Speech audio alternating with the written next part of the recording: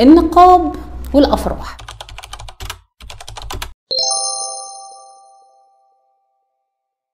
السلام عليكم ورحمه الله وبركاته. رحماتي الامارات، يا رب تكونوا مبسوطين وفي احسن حال.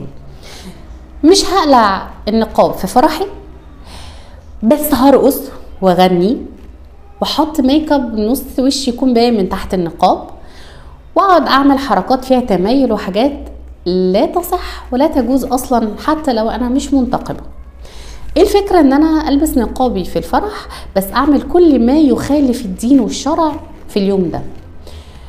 عايزين بس نكون بنحاول نلملم اركان الدين والاسلام الصحيحه قبل ما ندور على السنن، ندور على الفروض. ايه اصلا الاصح؟ ان انا ما ارقص قدام الشباب واتهز واعمل كل الحاجات اللي ما تنفعش، ولا انا البس النقاب؟ طبعا دي مش دعوه مني اقول لك لا العبي بقى وارقصي براحتك، لا، بس انا عايزاكي يعني اليوم ده كده يبقى ليه كده معزه خاصه عندك. فمش اليوم ده الجميل اللي احنا كلنا بنستناه نعمل كل ما يغضب الله؟ انتي مشكوره طبعا، ما رضيتيش تقلعي النقاب، حاولي بقدر الامكان ان انت تمسكي نفسك يا ستي، روحي البيت ارقصي زي ما انت عايزه، في راجل هيبقى قاعد معاكي في البيت اعملي له اللي انت عايزاه. ما ينفعش بكل الطرق ان انا اكون لابسه النقاب او حتى الحجاب وابقى قاعده بعمل الحاجات دي قدام الناس، بس حاطه حته قماشه هنا تتقال حته قماشه على وشي، هنا ما يتقالش عليه نقاب، هنا حته قماشه مش مخليه حتى شكلي حلو. عايزه ارقص واغني، ممكن نعمل فرح اسلامي، اعملي اللي انت عايزاه مع البنات في وسط البنات. فحاولوا يا جماعه بالله عليكم ما تاخدوش نص الكلام والنص التاني نسيبه. صدقوني يا بنات انا عارفه ان احنا عندنا مغريات كتير جدا، بس ما دام خدتي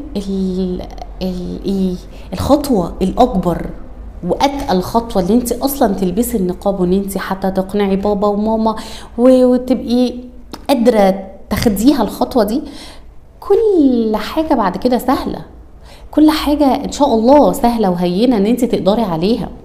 فلما تكون انت ربنا انعم عليكي بنعمه زي دي، ما تحاوليش تقللي منها، ما تديش نموذج سيء لاي بنت عايزه تلبس النقاب غيرك. ما تخليش حد من الناس اللي هم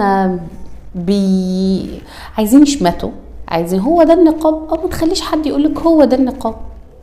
انا بستغرب كتير جدا لما بلاقي حد المانيكير والميك اب والحاجات اللي بتبقى تحت العيون والبودي مش دريس ولا بودي تحت حاجه كده، انا مش عارفه اسمها ايه، المهم ان هو حاجه ماسكه على الايد جدا جدا.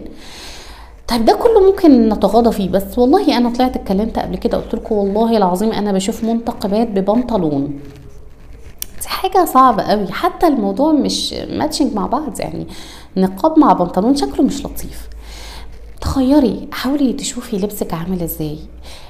انتي في وضع حلو قوي، ربنا اكرمك وانعم عليكي، فحاولي ان انتي تستغلي الخطوه دي، وحاولي ان انتي ما تستهينيش بيها وما تستقليش بنفسك ولا تستقلي بالنقاب كقيمه يعني.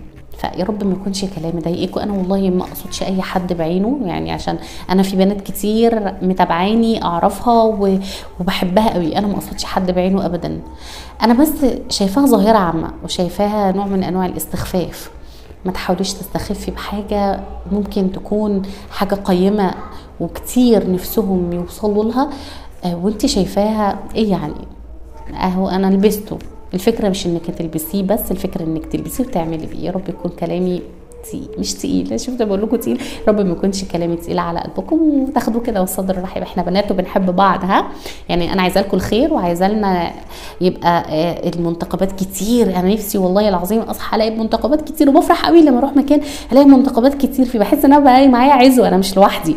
فما تخيبوش املنا كده في النقاب وفيكم، وحاولوا تعملوا بيه صح. السلام عليكم.